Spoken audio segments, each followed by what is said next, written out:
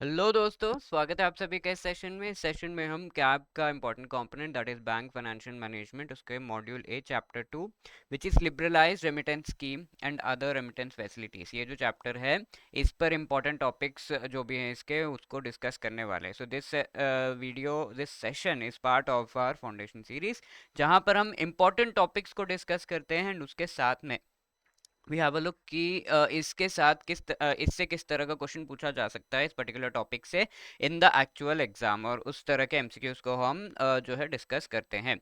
Right. सो पिछले session में कुछ चीज़ें हम डिस्कस कर चुके हैं इस चैप्टर से रिलेटेड, आगे की चीज़ें हम यहाँ पर डिस्कस कर रहे हैं। ठीक है। लिबरलाइज रेमिटेंस स्कीम से में कौन कौन से रेमिटेंसेस जो है करंट अकाउंट के ऊपर अलाउ किए जाते हैं, कौन से नहीं अलाउ किए जाते, ये सारी चीज़ें हम देख रहे हैं। अगर आप प्राइवेट विजिट कर रहे हो to countries like Nepal, to countries other than Nepal and Bhutan, ऐसे में आपका जो है irrespective of the number of visit, जितना भी विजिट्स आप करो, कैश के फॉर्म में आप 50,000 तक जो है कन्वर्ट करवा के ले जा सकते हो for the purposes of the travel.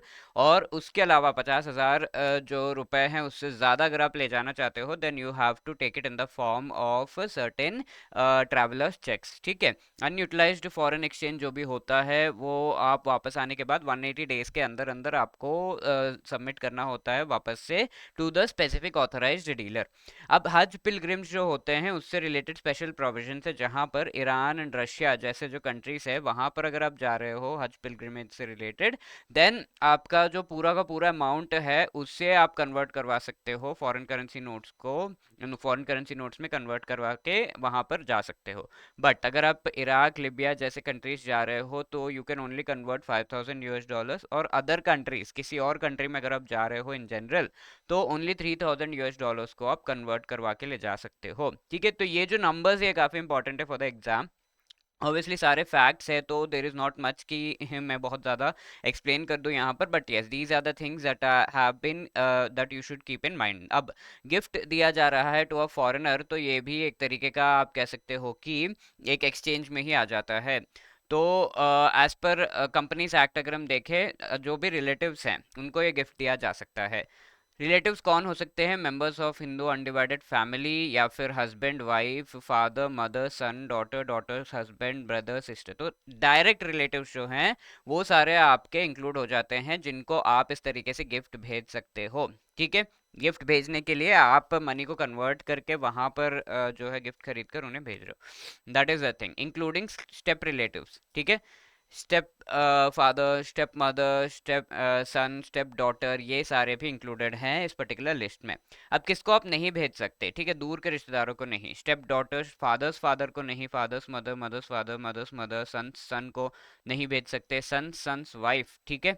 देख रहे हो जनरेशन गैप, जहां पर एक जनरेशन का गैप आ जा रहा है, then you can not send son's daughter, son's daughter's husband, daughter's son, daughter's son's wife, daughter's daughter's husband, brother's wife, sister's husband. ठीक है। दूर के रिश्तेदारों में आप नहीं भेज सकते, डायरेक्ट लिंकेज है तो you can send this gift as part of the LRS scheme. अब resident can not gift to any other resident. ठीक है। इंडिया में जो रह रहा है उसको नहीं, एनआरआई या फिर इंडिया से बाहर रहने वाले लोगों को ही आप ये भेज सकते हो इन फॉरेन करेंसी, और security in foreign currency account आप जो है पैसे नहीं भेज सकते। अब एमिग्रेशन हो रहा है, let's say you are going out, India के बाहर आप सेटल होने जा रहे हो, तो उसके लिए 2.5 लाख US डॉलर्स तक आप कन्वर्ट करवा के एमिग्रेशन के लिए ले जा सकते हो।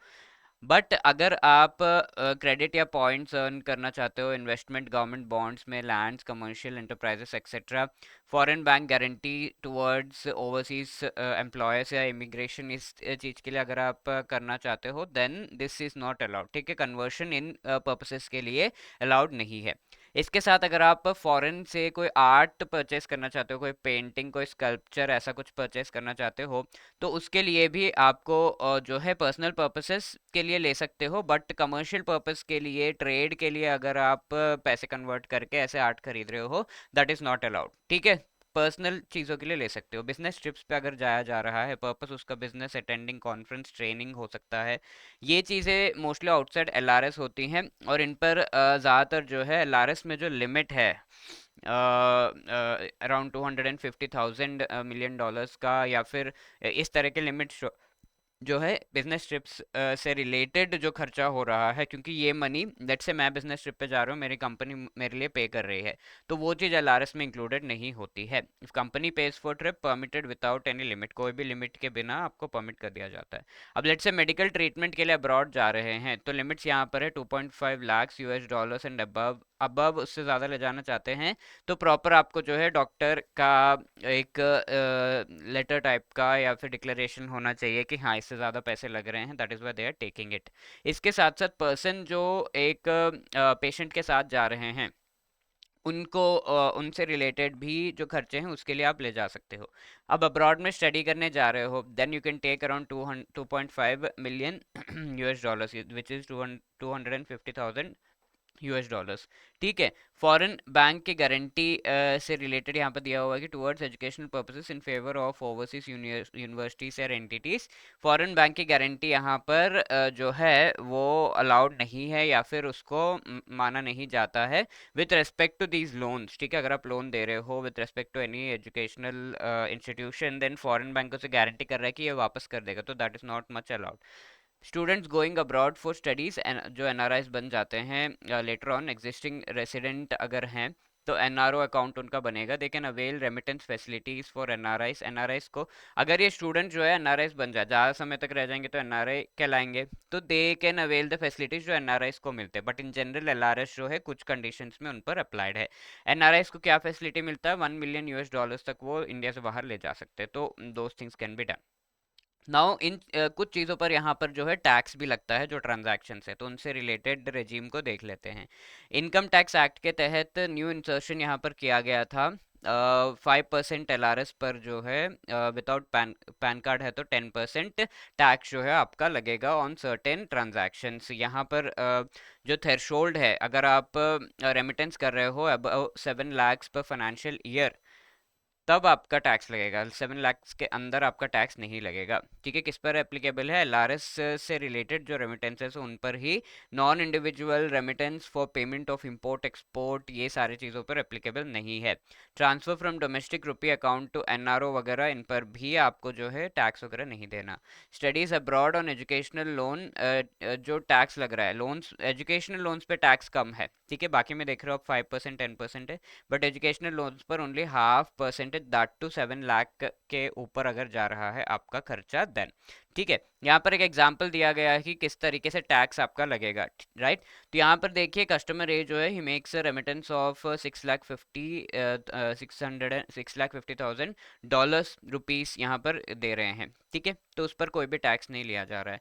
Makes a remittance of rupees 9,50,000, तो यहाँ पर अगर हम देखें 9 लाख हो जा रहा है, जो कि 7 लाख के लिमिट, 7 लाख रुपीज के लिमिट से ज़्यादा है। कितना ज़्यादा है, आप देख रहे हैं 6,50,000 एंड 9 लाख ये हो रहा है।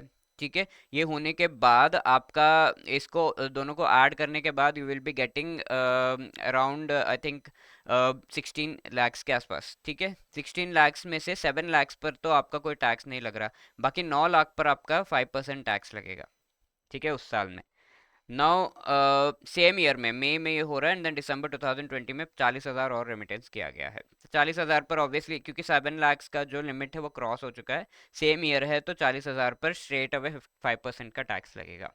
समझ रहे हो आप? So this can come in the form of a case study. Now let us answer this question. Haj pilgrims can exchange dash amount of money for US dollars if they are visiting a country other than Iran, Iraq, Libya and Russia। ठीक है, ऐसा अगर वो visit कर रहे हैं तो कितना, यूएस डॉलर्स 2,007 3 या 5,000, तो US dollars 3,000 is the right answer here. Then ये आपके लिए होमवर्क क्वेश्चन है, which among the following are not eligible to send remittances as gift under the liberalise remittance scheme. ठीक है, step daughter, father's father, sister, कौन यहाँ पर eligible नहीं है so as to send gift as under the LRS scheme? आपको मुझे बताना है in the comment section. Let's see who answers this question correctly, and if you have any other queries you can always contact on this number, या फिर you can drop a mail at hello@edutab.co.in. If you like this session, like you are liking our videos, you can just let us know by dropping a comment in the comment section, या फिर आप हमें mail भी कर सकते हो hello@edutab.co.in. All the best for your preparation. Thank you.